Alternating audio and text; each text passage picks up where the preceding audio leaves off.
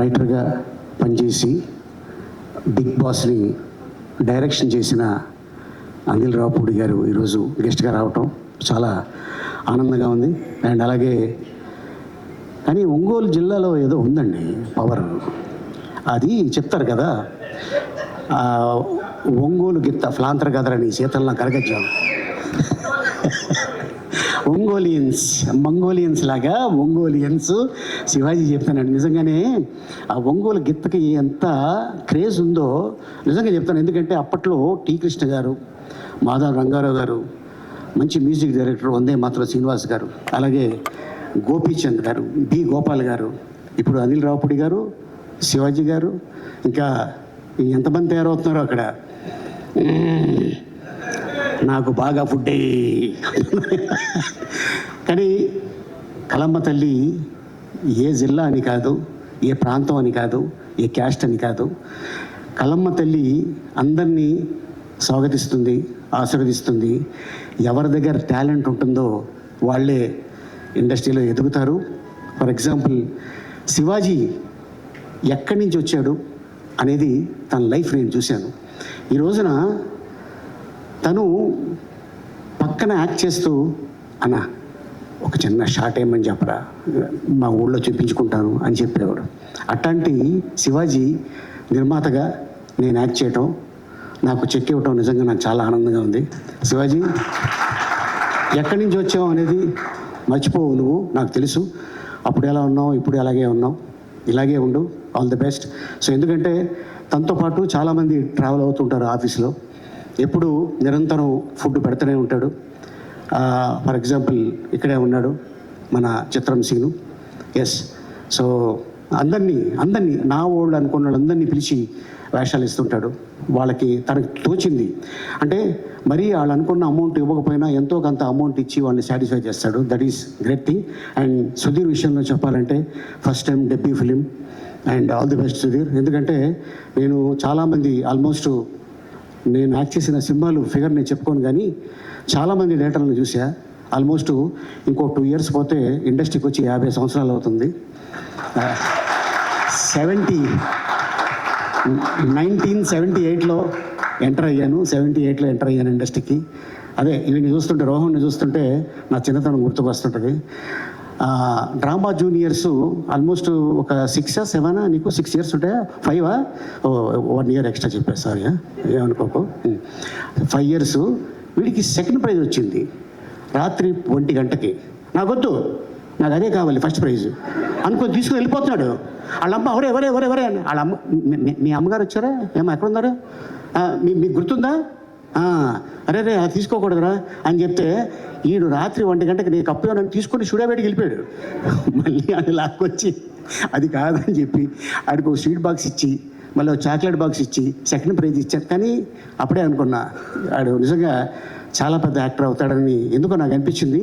మరి ఈ రోజున 90s సినిమా, ఎస్, అందులోనే ఫాదరు చనిపోయాడు అనుకొని సంప్రదాయని సూతిని సుత్తపు అని వస్తుంటే ఇది భలే ఉంది అనుకున్నా.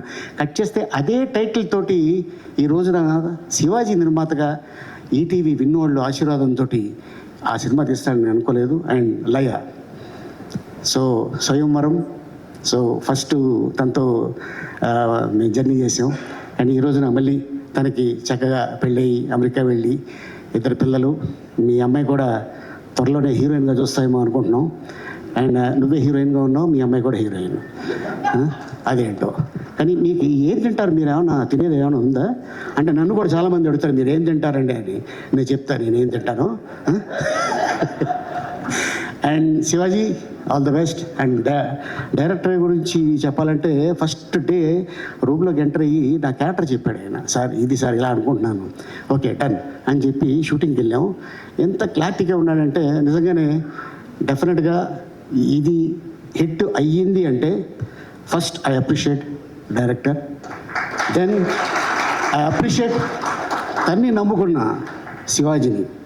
ఎందుకంటే శివాజీ అనుకుంటే 90s తర్వాత ఒక పెద్ద డైరెక్టర్ తోటి జర్నీ చేయొచ్చు, కాకపోతే ఒక కొత్త డైరెక్టర్ తోటి జర్నీ చేశాడంటే ఇతని దగ్గర విషయం ఉంది కాబట్టి జర్నీ చేశాడు.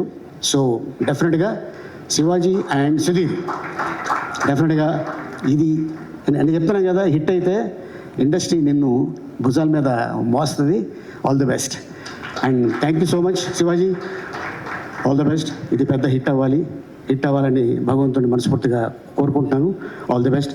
అండ్ అలాగే ఇది సక్సెస్ మీట్ రోజున ఒక అద్భుతమైన విషయం నేను చెప్తాను. ఈ పాయ సాంగ్ నేను సరదాగా పాడుతుంటే, అన్న ఏంటన్నా ఈ పాయ ఏంటి అన్నాడు. లేదురా, ఇది ఓల్డ్ సిటీలో ఒక అతను ఉంటాడు షాబుద్దీన్ అని, అతను ఒక పాట పాడాడు, అది ఎందుకో సరదాగా పాడుతూ ఉంటాను నేనంటే, ఇది హిందీలో ఫలానా జాజిబూష ఆయా, హైదరాబాద్కు ఆయా, పాయా ఖాయా గాయా అని ఇలా పాడుతుంటే, అన్న అతను ఉన్నాడా అన్నాడు. అరే ఉన్నాడు రా బాబు అని చెప్పి ఇమ్మీడియట్గా అతన్ని పిలిచి హిందీ పాటని తెలుగులో తను దగ్గరుండి రాయించి తెలంగాణ యాసలో భాషలో అండ్ మ్యూజిక్ భోలే తను మ్యూజిక్ చేసి ఈ పాట చేసిన తర్వాత, అన్న దీన్ని ఎవరిని పెడితే బాగుంటుంది అని తను సడన్గా ఫోన్ చేసి, అన్న బండ్ల గణేష్ అయితే ఎలా ఉంటుంది అన్నాడు. అరే బాగానే ఉంటుందిరా అని కట్ చేస్తే షూటింగ్కి వెళ్ళాము రామోజీ ఫిల్మ్ సిటీలో. అప్పటిదాకా ఎండ ఉంది. సాంగ్ స్టార్ట్ అవ్వగానే భయంకరమైన వాన. ఎట్టంటి వాన అంటే మొత్తం అయిపోయాం మొత్తం యూనిట్ అంతా. లక్కీగా ఏంటంటే అది ఒక ధాబాలో కాబట్టి లోపల, అన్న ఇక్కడ చేసుకుందాం అని షూటింగ్ ఎక్కడ ఆపల.